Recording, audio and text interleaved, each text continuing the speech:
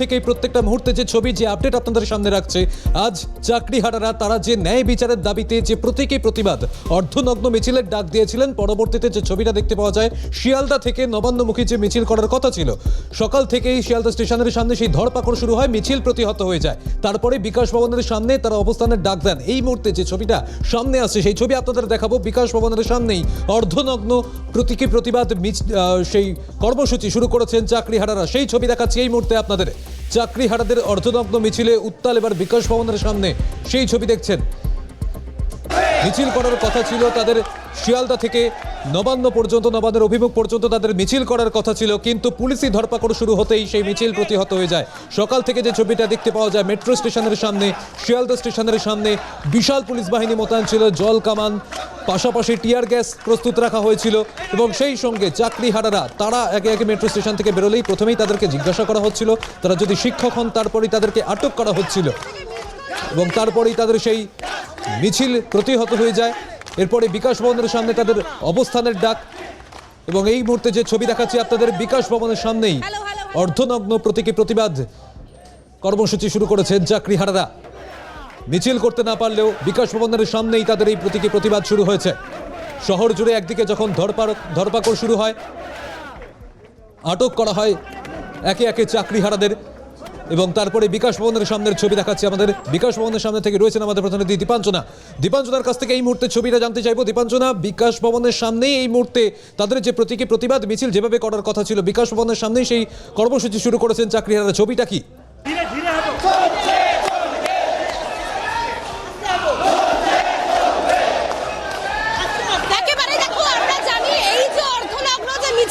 সেই মিছিল শুরু হওয়ার কথা ছিল শিয়ালদা স্টেশন থেকে, আর যখনই পুলিশের বাধার মুখে পড়তে হয় তখনই কিন্তু ইতিমধ্যে দেখা যায় যারা চাকরিহারা শিক্ষক শিক্ষিকা তাদের মধ্যে কিন্তু অনেককে আটক করেছে পুলিশ এবং বলা যায় একেবারে অর্ধনগ্ন যে মিছিল সেই মিছিল কিন্তু ব্যর্থতা প্রকাশ করেছে। ইতিমধ্যেই দেখা যাচ্ছে যে বিকাশ ভবনের সামনে চাকরিহারা শিক্ষক শিক্ষিকা তারা কিন্তু একেবারে অর্ধনগ্ন অবস্থায় ভারতের জাতীয় পতাকা হাতে নিয়ে কিন্তু তারা ইতিমধ্যেই কিন্তু যে প্রতিবাদ সেই প্রতিবাদে কিন্তু শামিল হয়েছেন। তুমি দেখতেই পাচ্ছ সকলে কিন্তু অর্ধনগ্ন অবস্থায় কিন্তু সেই ইতিমধ্যেই কিন্তু তারা সকলেই ভারতের জাতীয় পতাকা নিয়ে তারা কিন্তু সকলে কিন্তু শামিল হয়েছেন। একেবারে সরাসরি সঙ্গে বলে কথা বললো, কি বলবেন যে অর্ধনগ্ন মিছিল হওয়ার কথা ছিল একেবারে শিয়ালদা স্টেশন, সেখানে পুলিশের বাধা, কিন্তু সর্বশেষ এই মিছিল আপনারা করলেন, কি বলবেন? একদম একদম মুখ্যমন্ত্রী যদি মনে করেন আমাদেরকে ভয় দেখিয়ে দমিয়ে দেবেন, আমরা কোনোভাবেই দমবো না। আমাদের শেষ রক্তবিন্দু পর্যন্ত লড়াই চলবে, কারণ আমরা দেখতে পাচ্ছি উনি যোগ্যদের থেকে অযোগ্যদের প্রতি বেশি গুরুত্ব দিচ্ছেন, কিন্তু আজকে আমরা যারা যোগ্য তারা রাস্তায় পড়ে আছি, অথচ উনি আমাদের সঙ্গে দেখা করছেন না। উনি যদি আমাদের সঙ্গে খুব তাড়াতাড়ি দেখা না করেন, আমরা আমাদের এই লড়াই আমৃত্যু চলবে, আমরা লড়াই বন্ধ করব না। এই মুহূর্তে তুমি দেখতে পাচ্ছ তারা বলছেন তাদের যে দাবি, তাদের যে লড়াই, সেই লড়াই কিন্তু করবেন। আমরা একবার সেই ছবি তোমাকে দেখাবো, ভারতের জাতীয় পতাকা নিয়ে তারা কিন্তু একেবারে ইতিমধ্যে প্রথম সারিতে রয়েছেন। সেই জায়গা থেকে দাঁড়িয়ে একটু কথা বলার চেষ্টা করবো। ভারতের জাতীয় পতাকা হাতে রয়েছে, একেবারে অর্ধনগ্ন অবস্থায় রাজপথের প্রতিবাদ করছেন, কি বলবেন? আমি ভারতের সাধারণ একজন নাগরিক এবং স্বাধীন নাগরিক হিসাবে স্বাভাবিক রূপে আমাকে আন্দোলন করতে দিতে হবে, এটা আমার কর্তব্যের মধ্যে এবং সাংবিধানিক অধিকারের মধ্যে পড়ে। কিন্তু যারা আমরা যোগ্য বৈধ স্বচ্ছ, যারা আমরা শিক্ষক শিক্ষিকা বা শিক্ষাকর্মী, তারা কোন রকম কোনো দোষ না করে আজকে শাস্তির মুখে পড়ছি। আমাদেরকে যে চক, আমাদের ডাস্টার, আমাদের যে সমাজ গঠনের যে নৈতিক কর্তব্য, সেখান থেকে কোন রকম দোষ না করে আমাদেরকে হটিয়ে দেওয়া হচ্ছে।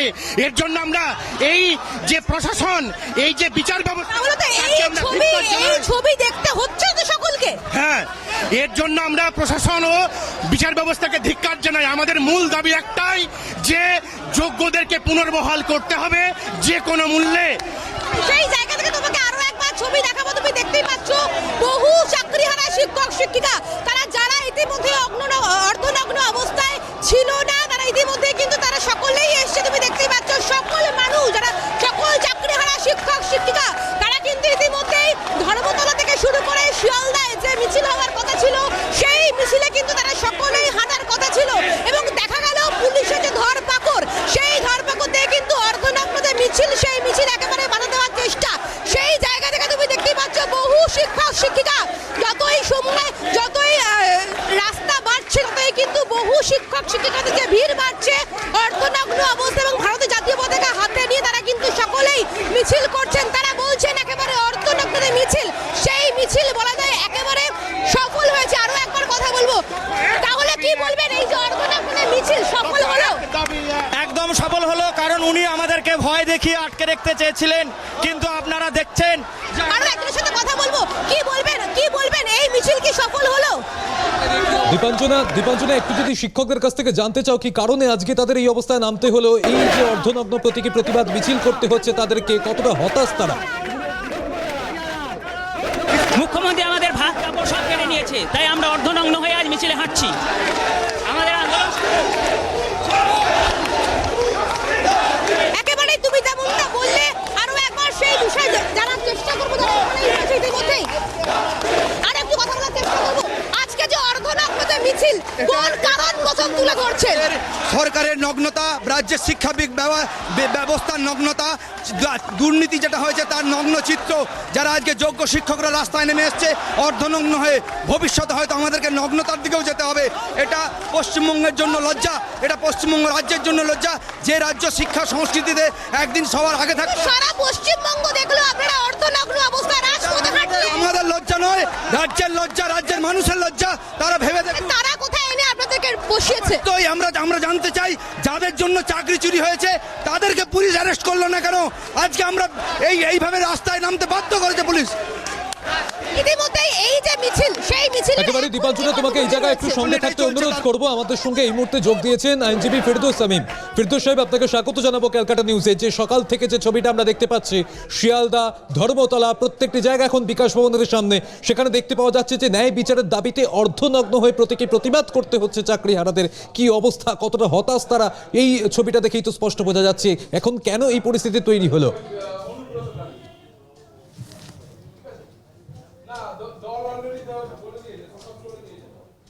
দেখুন, এই পরিস্থিতি তৈরি হয়েছে খুব পরিষ্কার করে বলতে গেলে রাজ্য সরকার, এসএসসি এবং বোর্ড তাদের দুর্নীতির ফলে, এবং বিশেষ করে রাজ্যের শাসক দল তাদের দুর্নীতির ফলে।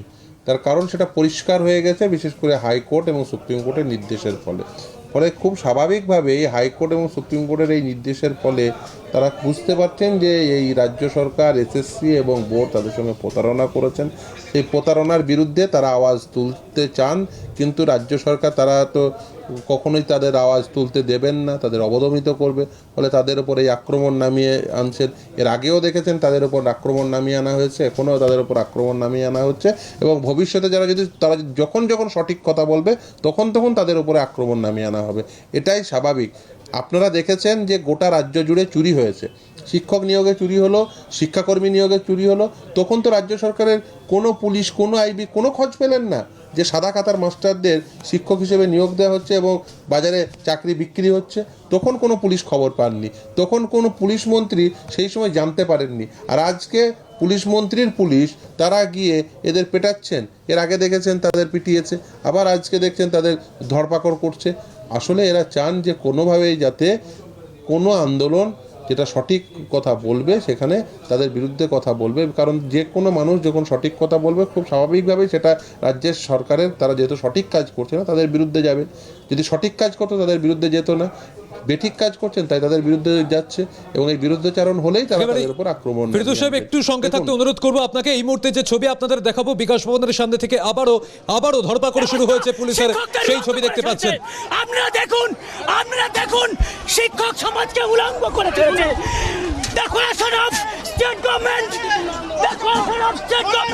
একেবারে সেই ছবি ইতিমধ্যে দেখা যাচ্ছে। ইতিমধ্যেই তাদেরকে বিধাননগর পুলিশের পক্ষ থেকে আটক করা হচ্ছে।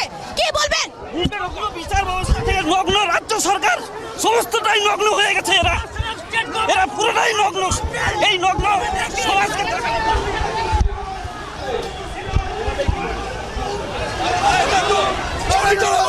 চুরি যারা করছে তাদেরকে ধরুন, চুরি যারা করছে তাদেরকে ধরুন। আমরা কোনো দোষ করিনি, আমাদেরকে বলপূর্বক তোলা হচ্ছে। 15 তারিখের আগে ছবি দেখা যাচ্ছে। পুলিশের নির্যাতন দলদাসে পরিণত হয়েছে, পুলিশ গভর্নমেন্টের দলদাস। মানে সেই ছবি পরিষ্কার, সেই জায়গা থেকে পরিষ্কার যে বিধাননগর পুলিশের পক্ষ থেকে কিন্তু যারা ইতিমধ্যে অর্ধনগ্ন অবস্থায় এসেছিলেন তাদের একেবারে পুলিশের পক্ষ থেকে কিন্তু আটক করা হচ্ছে। বিধাননগর পুলিশের পক্ষ থেকে একেবারে চ্যাংদোলা করে কিন্তু তোলা হচ্ছে।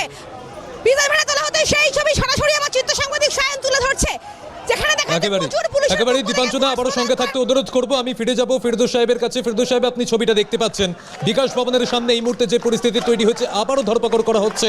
এখন যেটা আমরা দেখতে অভ্যস্ত, শিক্ষকরা তারা ভবিষ্যতের সমাজ গড়ার কারিগর, তাদেরকেই এখন রাস্তায় এইভাবে প্রতিবাদ করতে হচ্ছে, অর্ধনগ্ন হয়ে প্রতীকে প্রতিবাদ করছেন। এটা কি তাদের প্রাপ্য? এখন কিন্তু প্রশ্ন থেকে যাচ্ছে।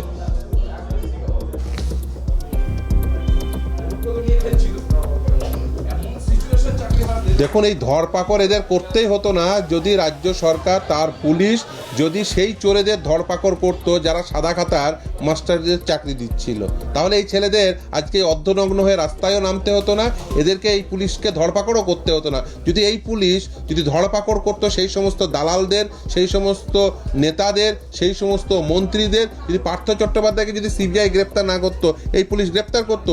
এই পুলিশ পরিবৃত্ত হয়েই তো পার্থ চ্যাটার্জিরা ঘুষ এই জায়গায় ফিরদৌস সাহেব, আপনাকে একটা জিনিস বলি, আমরা দেখতে পেয়েছি চাকরিহারা শিক্ষক চিন্ময় মণ্ডল, তিনি বলছেন যে চোরেদের পুষে রাখুন, যোগ্যদের জেলে ভরুন। এই মন্তব্য করতে শোনা গিয়েছে এই ধরপাকড়ের সময়।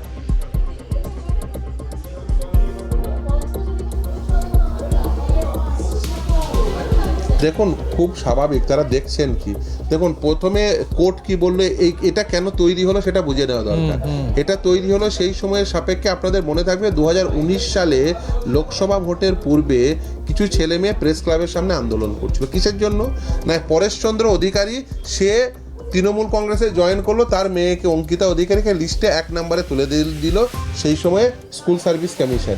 তার বিরুদ্ধে আন্দোলন করতে নামলো, যে যারা আন্দোলনকারী নেতা ছিল তাদেরকেই অবৈধভাবে চাকরি দিয়ে দিল এসএসসির মাধ্যম দিয়ে এই মমতা বন্দ্যোপাধ্যায়ের সরকার। এবং মমতা বন্দ্যোপাধ্যায় নিজে সেই মঞ্চে গিয়ে হাজির হয়েছিলেন। তাহলে খুব সহজভাবেই বলা যায় যে তিনি সেটা সম্পূর্ণটাই জানতেন। তিনি তো ফিরে গিয়ে অঙ্কিতার চাকরি বাতিল করার জন্য নির্দেশ দিতে পারতেন। উল্টে কি করলেন, লোকসভা ভোটে সেই পরেশচন্দ্র অধিকারী ভোটে দাঁড়িয়েছিলেন, হারলেন, পরবর্তীতে তাকে বিধানসভার টিকিট দেওয়া হলো, বিধানসভায় তিনি জিতলেন এবং তাকেই এই শিক্ষা দপ্তরেরই রাষ্ট্রমন্ত্রী বানালো। তাহলে কি পরিষ্কার চিত্র হচ্ছে যে মমতা বন্দ্যোপাধ্যায় এবং তার সরকার দুর্নীতিগ্রস্তদের সঙ্গে রয়েছেন, দুর্নীতিবাজদের সঙ্গে রয়েছেন, দুর্নীতির সঙ্গে রয়েছে। এবার সেই দুর্নীতি হলো, যখন আদালতের দ্বারে সেটা প্রতিষ্ঠা পেল, ধরা পড়লো, তখন বারবার একজনেরও চাকরি যাবে না। এটা করতে গিয়ে যারা যোগ্য তাদের চাকরিটা চলে গেল, কারণ যোগ্য অযোগ্য ফারাক করে দিল না, যেহেতু একজনেরও চাকরি যাবে না এটা বলে সকলের চাকরি তিনি জলাঞ্জলি দিয়ে দিলেন। তারপরে আবার এখন নতুন করে দেখবেন গতকাল রুল প্রকাশ হয়েছে,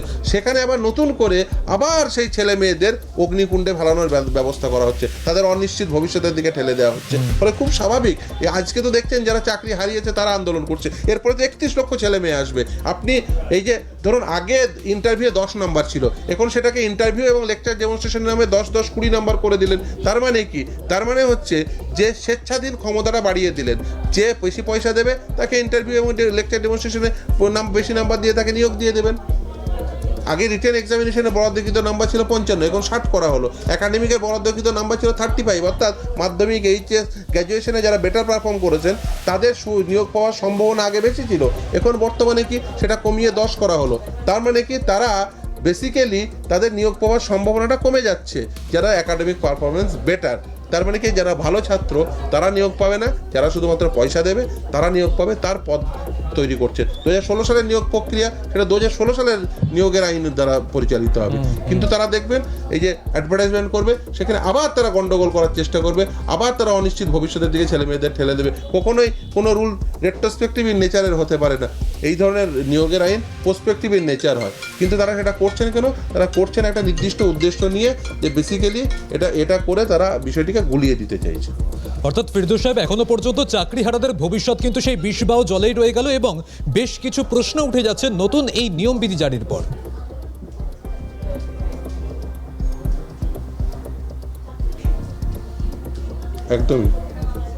একদমই এবং বেশ কিছু না, দেখুন অনেক প্রশ্নই উঠে যাচ্ছে এবং বিশেষ করে সামনের নিয়োগ যদি স্বচ্ছ না হয় তাহলে ছেলেমেয়েরা আরও বেশি অনিশ্চিত ভবিষ্যতের দিকে চলে যাবে এবং সেই ক্ষেত্রে তারাও ছাড় পাবেন না।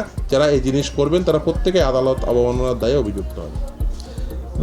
আর একটা জিনিস আমরা দেখতে পাচ্ছি যে চাকরিহারারা তারাও কিন্তু অভিযোগ করছেন যে এই যেটা বিষয় নিয়ে আমরা প্রথমে আলোচনা আপনার সঙ্গে শুরু করেছিলাম, যে তারা যে এই যে প্রতিবাদ করছেন, প্রত্যেকেই প্রতিবাদ করছেন, ন্যায় বিচারের দাবি জানাচ্ছেন, কিন্তু তারা বলছেন তাদের এই যে প্রতিবাদ মিছিলে তাদের বাধা দেওয়া হচ্ছে। তারা যে গণতান্ত্রিক অধিকার প্রতিবাদ জানানো, কিন্তু সেই গণতান্ত্রিক অধিকার প্রয়োগ করতে দেওয়া হচ্ছে না, গণতান্ত্রিক অধিকার প্রয়োগ করতে গেলেই বাধা দেওয়া হচ্ছে। তারা অভিযোগ করছেন কণ্ঠরোধ করা হচ্ছে তাদেরকে এবং রীতিমতো তাদেরকে আহতও হতে হচ্ছে।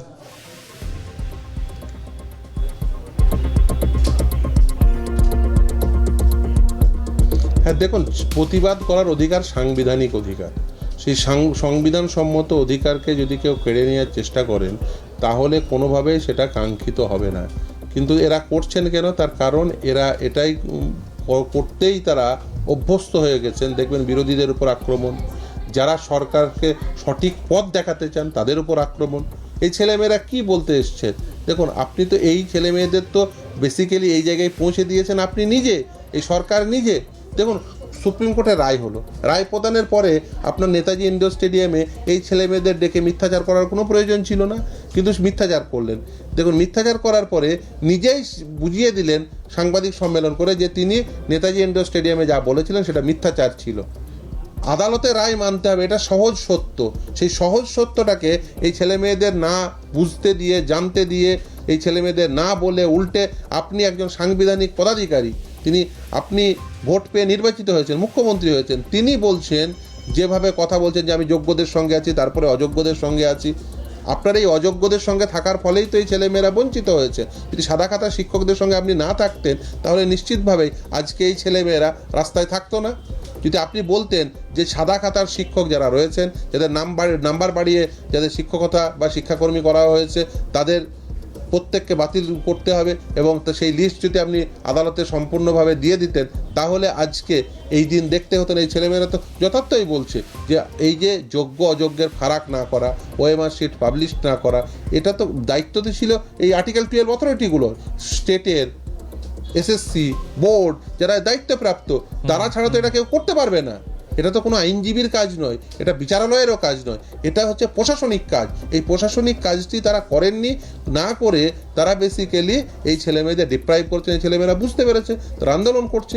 এবার আসি যে ম্যাটারটা রায় হয়েছে সেটা হচ্ছে সার্ভিস ম্যাটার। অন্য ক্রিমিনাল ইনভেস্টিগেশন সেটা সিবিআই করছে, তার ফলে পার্থ চ্যাটার্জিরা জেলে রয়েছে। কিন্তু সিবিআই ইনভেস্টিগেশন, আরেকটি ইনভেস্টিগেশনও সিবিআইকে করতে হবে, সেটা হচ্ছে যারা যারা এইভাবে টেন্টেড ক্যান্ডিডেট তাদের প্রয়োজনে কাস্টোডিয়াল ইন্টারোগেশন করতে হবে। তার দালাল কারা ছিল, সেই দালালরা কাকে টাকা দিয়েছে, এই মানি ট্রেল সেটাকে উদ্ধার করতে হবে, পয়সাগুলো উদ্ধার করতে হবে এবং ওএমআর শিট পাবলিশ করতে হবে। সব থেকে বড় কথা, অযোগ্যদের প্রত্যেককে পয়সা ফেরত দিতে হবে।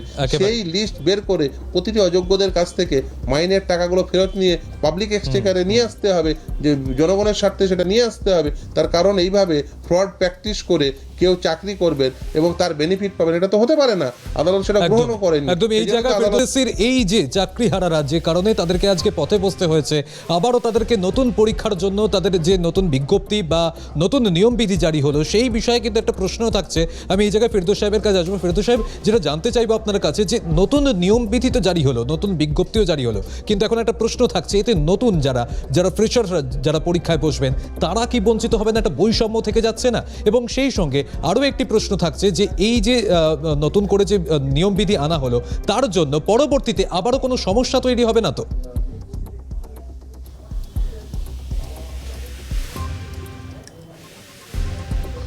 দেখুন, যে নতুন নিয়মবিধি আনা হয়েছে সেখানে আগের নিয়মবিধির সঙ্গে অনেক পরিবর্তন করা হয়েছে। এই নতুন নিয়ম সেটি কিন্তু রেট্রোস্পেক্টিভ এফেক্ট হবে না, প্রসপেক্টিভ এফেক্ট হবে। অর্থাৎ 2025 সালের পরে এই বিজ্ঞপ্তি এই রুলস ফ্রেমিং হওয়ার পরে, রুলটি এইভাবে গ্যাজেট হওয়ার পরে তার পরের যে নিয়োগ প্রক্রিয়া সেখানকার জন্য লাগু হতে পারে, পূর্ববর্তী নিয়োগের জন্য কখনোই লাগু হতে পারে না। আর তাছাড়া 2016 সালের যে 4টে নিয়োগ প্রক্রিয়া বাতিল হয়েছে, যে নিয়ে এই ছেলেমেয়েরা আন্দোলন করছে, এত কিছু ঘটলো, সেই নিয়োগ প্রক্রিয়া এই রুলসের সাপেক্ষে কখনোই হতে পারে না। সেটা যদি হয় তাহলে সেটা আদালত অবমাননা হবে, সেটা যদি হয় তাহলে কিন্তু যে আইন বিরুদ্ধ হবে এবং তার কনসিকুয়েন্স কিন্তু রাজ্য সরকার, এসএসসি, বোর্ড সকলকেই ফেস করতে হবে। আসলে এটাই তো চাইছেন, এরা চাইছেন যে ছেলে মেয়েদের অনিশ্চিত ভবিষ্যতের দিকে ঠেলে দেবেন। তার কারণ হচ্ছে যে এদের কাছে এই মুহূর্তে কোনো টাকা নেই, টাকাগুলো নষ্ট করেছে, মেলা খেলায় টাকাগুলো নষ্ট করেছে। 25% এরিয়া দিয়ে দিতে হবে। তারা বুঝেছেন যে এদের মাইনের টাকা দিতে গেলে যথেষ্ট বিড়ম্বিত হতে হবে। এই মুহূর্তে তাদের ভাঁড়ে মা ভবানী, তাই তারা এই মুহূর্তে তারা চেষ্টা করছেন কোনো না কোনোভাবে আদালতে, বিশেষ করে তারা এমনভাবে রুল ফ্রেমিং করে। এই জায়গায় ফেরদৌস সাহেব যদি একটা প্রশ্ন রাখি, আপনি টাকার বিষয়ে যেহেতু বললেন, যে একটা জিনিস দেখা যাচ্ছে যে নতুন করে যে নিয়মবিধি জারি হয়েছে বা ফর্ম ফিল আপের জন্য বলা হচ্ছে যে এবার বিশেষ করে বেশি 500 টাকা নির্ধারিত হয়েছে ফর্ম ফিল আপের জন্য। তাহলে এই ফর্ম ফিল আপ যদি করা হয়, যারা চাকরিহারারা বা যারা নতুন করে পরীক্ষায় বসছেন তারা ফর্ম ফিল আপ করছেন, ফর্ম ফিল আপ করার পর ফর্ম ফিল আপ তো হয়ে গেল, তাহলে পরবর্তীতে যদি এই নিয়ে আদালতে আবার মামলা হয়, আদালত যদি স্টে অর্ডার দেয় বা এই নিয়মবিধি বা বিজ্ঞপ্তি যদি বাতিল করে দেওয়া হয়, তাহলে তো এই টাকা ততক্ষণে রাজ্যের রাজকোষে চলে গিয়েছে, রাজ্য কি তখন এই টাকা ফেরত দেবে?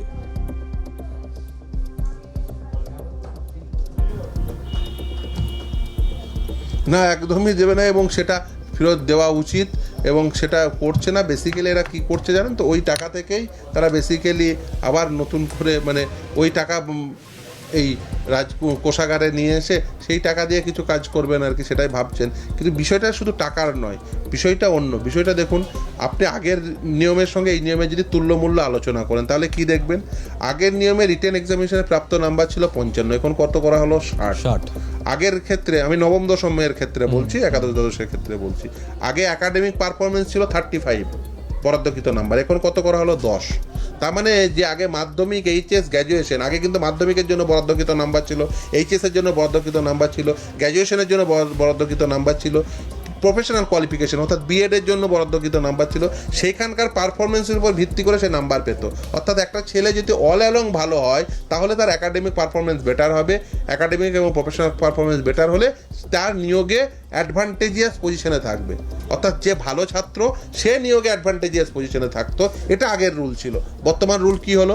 বর্তমানে একাডেমিক কোয়ালিফিকেশনের নাম্বার 35 থেকে কমিয়ে 10 করা হলো, আর রিটেন এক্সামিনেশনের নাম্বার 55 থেকে বাড়িয়ে 60 করা হলো। Prior teaching experience 10, oral interview 10, lecture demonstration 10, অর্থাৎ 10, 10, 10 করে 30 নাম্বার। এই যদি ওরাল ইন্টারভিউ এবং এই লেকচার ডেমনস্ট্রেশন ক্ষেত্রে এই 10, 10, 20 কিসের উপর ভিত্তি করে হয়? যিনি ইন্টারভিউ নেবেন তিনি একজন 3rd ডিভিশনে পাওয়া ছেলেকেও মনে করতে পারেন বেটার ইন্টারভিউ। এখন একবার এইদিকেই আমাদের কিন্তু নজর থাকবে ফেরদৌস সাহেব, যে এই যে সুপ্রিম নির্দেশিকা মেনে নতুন বিজ্ঞপ্তি হলো, নতুন নিয়মবিধি হলো, কিন্তু এই নিয়মবিধি বা বিজ্ঞপ্তির পর নতুন কোনো সমস্যা তৈরি হয় কিনা নজর রাখবো আমরা। আপাতত ধন্যবাদ ফেরদৌস সাহেব আপনাকে। আমরা কথা বলছিলাম আইনজীবী ফেরদৌস তামিমের সঙ্গে। আর ইতিমধ্যেই যে বিষয় আমরা নজর রেখেছি, যে একদিকে চাকরিহারারা তারা তাদের যে অবস্থান আন্দোলন জারি রেখেছেন এবং তাদের যে প্রতীকী প্রতিবাদ জারি রয়েছে, আজ যে প্রতীকী প্রতিবাদ করার কথা ছিল শিয়ালদা থেকে নবান্নের অভিমুখ পর্যন্ত, সেই প্রতীকী প্রতিবাদের যে ছবিটা দেখতে পাওয়া যায়, যে একদিকে ধর্মতলা এবং অন্যদিকে শিয়ালদা স্টেশন, সেখান থেকে যেভাবে ধরপাকড় শুরু হয়, সেই ধরপাকড়ে আটক করা হয় শিক্ষক চিন্ময় মণ্ডলকে আটক করা হয়, তাকে টেনে হিচড়ে প্রিজন ভ্যানে তোলা হয়, সেই ছবিটাও আপনাদের সামনে রাখবো। এবং চিন্ময় মণ্ডল তাকে যখন ধরপাকড় করা হয়, আটক করা হয়, সেই সময় তিনি বলেন যে চোরদের পুষে রাখুন আর যারা যোগ্য তাদেরকে জেলে ভরুন। মন্তব্য করতে শুনুন। চোরদের পুষে রাখুন, চোরদের পুষে রাখুন, পুষে রাখুন, চোরদের পুষে রাখুন। আমি জামশেদপুরে কাজ করে দেখুন, টাটা। যোগ্যদের ধরুন আর চোরদের পুষে রাখুন, চোরদের পুষে রাখুন, রাখুন, চোরদের পুষে রাখুন। আমি জামশেদপুরে যোগ্যদের ধরুন আর চোরদের পুষে রাখুন, চোরদের পুষে রাখুন, রাখুন।